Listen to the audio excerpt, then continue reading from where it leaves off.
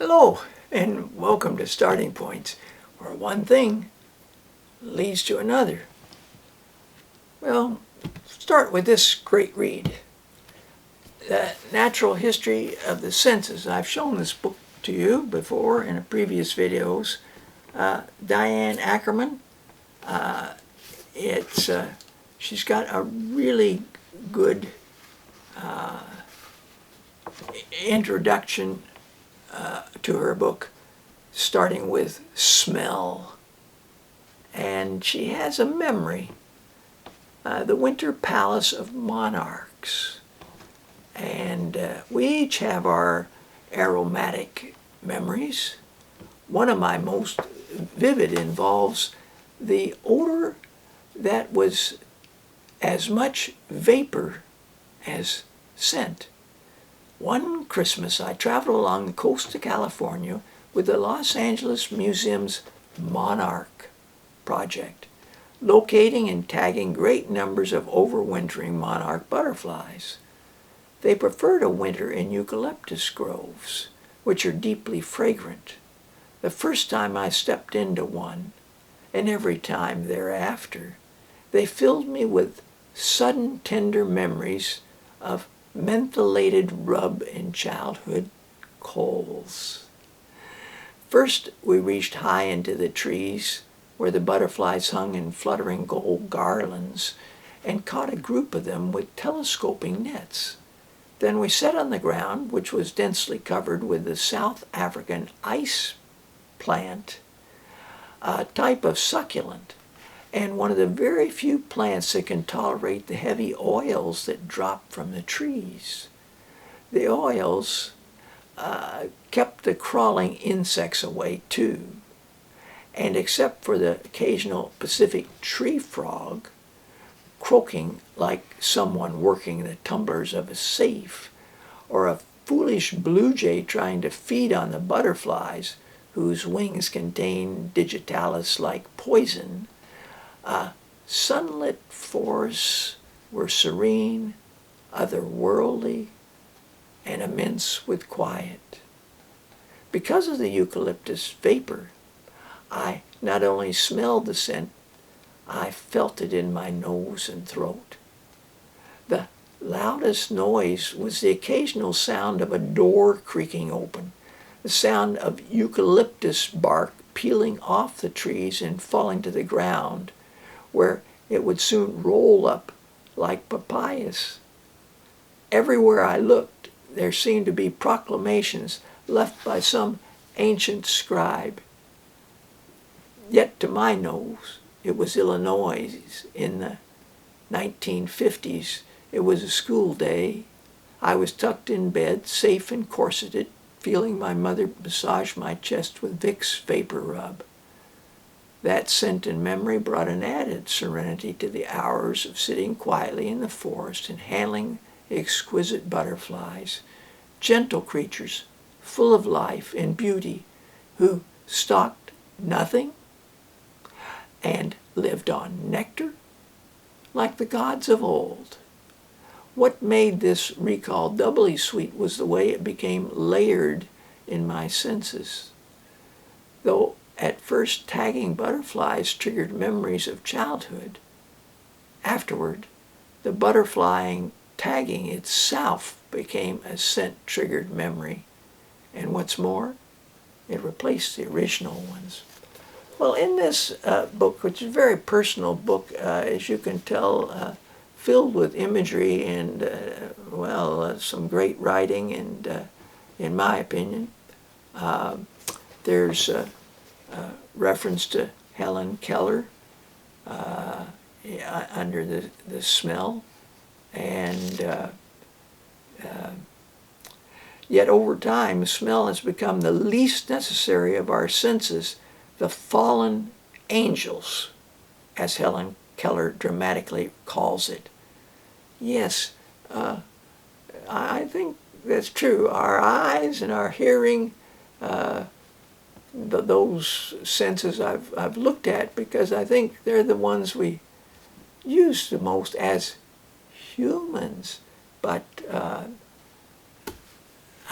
scent is prevalent with all the animals. This is called Scent Talk Among Animals by Ruth Winter.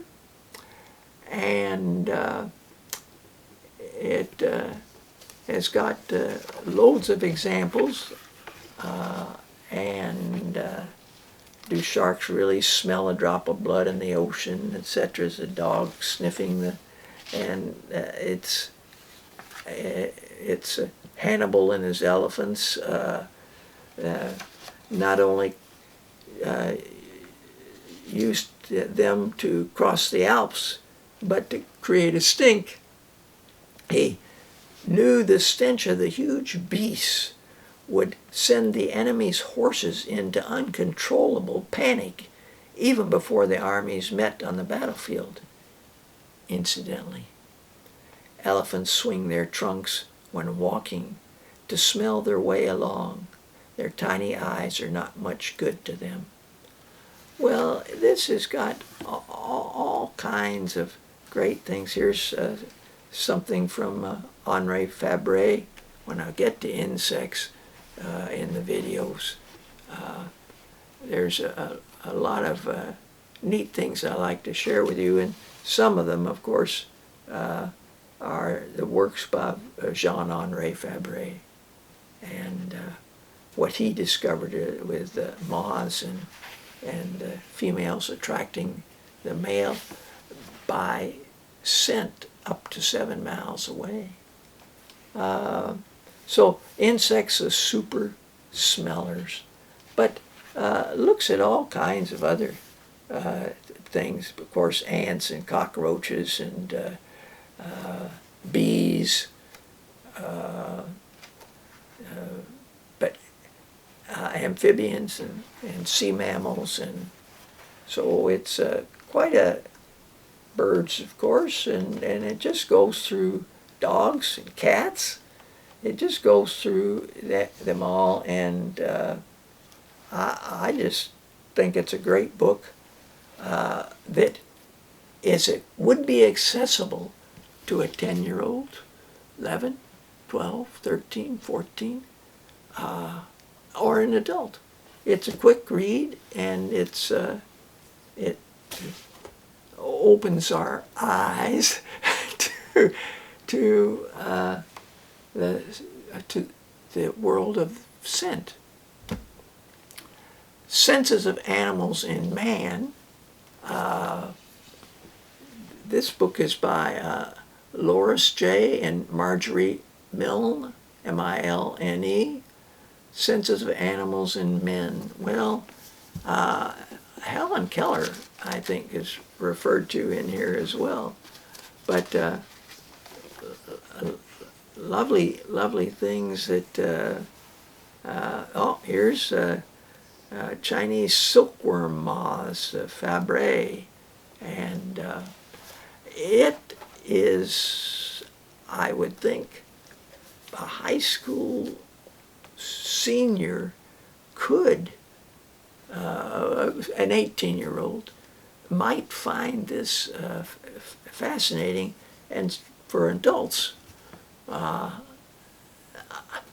think there's worlds and things going on besides what gets in the newspaper, and they're rich and they're fascinating, and they give you a different perspective of life on this amazing planet, in my opinion. This book is, in my opinion, quite a super book. Animals in Translation. It's by Temple Grandin, Grandin. It's these books were maybe 40 years ago, but this is a pretty recent publication. Let's see, 2005, and I just how animals think, various researching work that she's done. Helen Keller gets referred to again. What's Helen got to say? Oh, she talks about a person named Susan, who became interested in language-less people when she volunteered to teach Ildefonso, a deaf mute in Mexican immigration, who was raised in a town that had no education for deaf children. So there was no sign language or encouragement to lip read, and he did understand that children did something important with their school books, but he did not know what it was. Well, it took him 6 days with Susan to grasp the idea of language. In the book, he was a revelation that's a lot like the water pump scene in The Miracle Worker, when Helen Keller suddenly understands what language is. And there's something really neat. Animal specialists. There's a paragraph here I want to share as well. Some bird and mammal species that have to remember where they'd hidden their food are memory specialists and have extra large brain areas devoted to visual memory. The Clark's nutcracker, a type of crow, buries as many as 30,000 pine seeds in the fall in a 200 square mile area, then finds over 90% of them during the winter. Crow at work and burying them and filling their cheeks with them. The seeds, fascinating. And the problem is that the forests there are having a really hard time, and this bird, by finding only 90% and not 10%, the final 10%, those can mature. And so the forest department is really trying to encourage and safeguard this amazing nutcracker. How to talk to the birds and the beasts.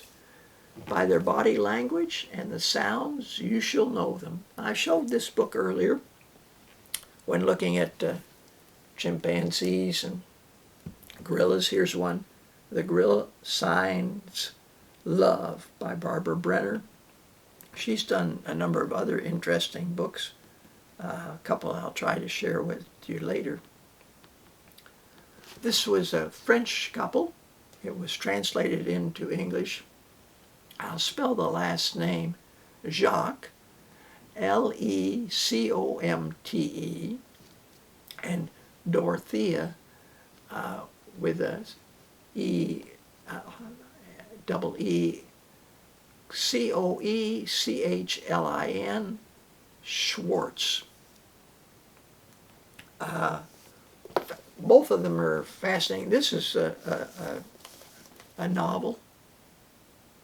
And last but not least is a really recent book. This book was published in 1922.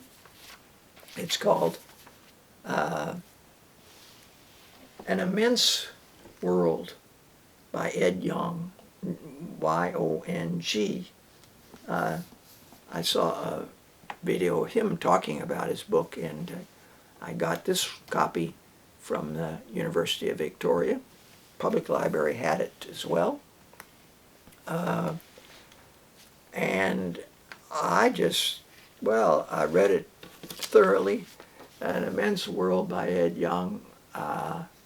This is pages